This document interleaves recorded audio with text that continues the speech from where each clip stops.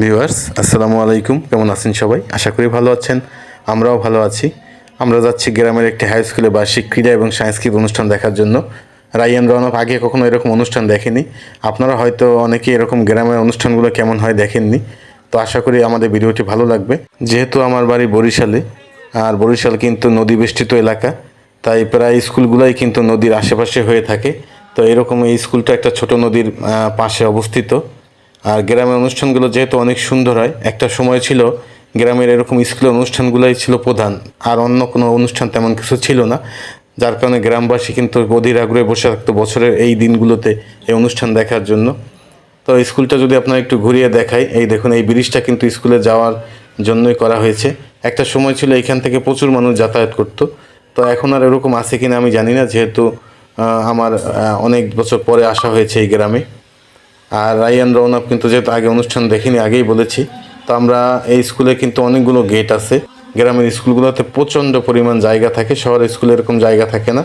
আর গ্রামের স্কুলে কিন্তু সবগুলোতে প্রাইমারি এবং হাই স্কুল কাছাকাছি হয়, যার কারণে দুইটা অনুষ্ঠানই কিন্তু তারা একসাথে করে। এই অনুষ্ঠানগুলো কিন্তু 2 দিন থেকে 3 দিন হয়ে থাকে, কারণ প্রথম দিন তাদের খেলাধুলা হয় এবং দ্বিতীয় এবং তৃতীয় দিনে সাংস্কৃতিক অনুষ্ঠান হয়। যেহেতু প্রতিটা সাংস্কৃতিক পর্বে পুরস্কার দেওয়া হয়, এই জন্য সময়টা অনেক বেশি লাগে। তো আগের মতো কিন্তু এখন আর মানুষের সে আগ্রহটা কিন্তু নেই বললেই চলে, কারণ এখন মোবাইল হয়ে গেছে, ইন্টারনেট চারদিকে। তখন তো এরকম ছিল না। আর গ্রামের এই অনুষ্ঠানগুলো উপলক্ষে প্রচুর দোকানপাট কিন্তু আগে আসতো। তা এখনও সেরকম দোকানপাট আসে, কিন্তু খাবারের যে ভ্যারাইটি চলে এসেছে, খেলনার যে জিনিসপত্র ছিল সেগুলোর মধ্যেও কিন্তু নতুনত্ব আসছে। একটা সময় ছিল এলাকার মানুষজন প্রায় গরিব ছিল, যার কারণে খাবার দাবার বা অন্যান্য জিনিস যেগুলো আসতো 1 টাকা 2 টাকা 5 টাকা। আর এখন বিভিন্ন জায়গায় অনেক দামি দামি খাবার কিন্তু পাওয়া যায়, আর মানুষের আর্থিক অবস্থাও কিন্তু অনেক ভালো। তাই এরকম গ্রামের অনুষ্ঠানগুলোতে এখন আর সে আগের মতো ওরকম দোকানগুলো দেখা যায় না। তারপরে প্রচুর পরিমাণে দোকানপাট কিন্তু এখানে এসেছে। বিভিন্ন বাদাম থেকে শুরু করে চানাচুর, এগুলোই আসলে গ্রামের অনুষ্ঠানগুলোতে বেশি চলে।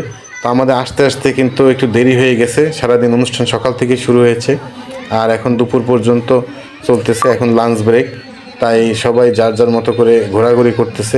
বিকেলবেলা আবার অনুষ্ঠান শুরু হবে। আর যেহেতু মাঠ অনেক বড়, তাই একটা মাঠের মধ্যে আসলে অনেকগুলো খেলা একসাথে চালানো যায়। আর এখন যেহেতু খেলাধুলা চলতেছে, তাই দোকানপাটগুলো দূরে বসানো হয়েছে। আর কালকে থেকে যখন সাংস্কৃতিক অনুষ্ঠান শুরু হবে, তখন এই মাঠের মধ্যে চেয়ার বিছিয়ে দেওয়া হবে। দোকানপাটগুলোও কিন্তু আরও বেশি হবে এবং সবগুলো কাছাকাছি চলে যাবে। আসলে সত্যি কথা বলতে এখনও কিন্তু আমি এসে দেখলাম যে একটা মেলার মতো কিন্তু আয়োজন হয়েছে।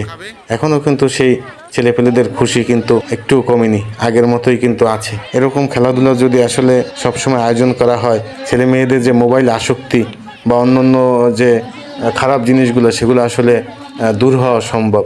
ভিউয়ার্স, এখন যেহেতু দুপুর, দৌড় প্রতিযোগিতা, যেহেতু দৌড়ের জন্য অনেক জায়গা লাগে, তাই মাঠের মাঝখানে কিন্তু দৌড় প্রতিযোগিতা চলতেছে। তা আমরা এখন চলে যাব। আজ এই পর্যন্তই। আমাদের ভিডিওটি ভালো লাগলে অবশ্যই একটি লাইক দিবেন, শেয়ার করে দিবেন, আর আমাদের চ্যানেলটি সাবস্ক্রাইব করে দিবেন। ধন্যবাদ সবাইকে।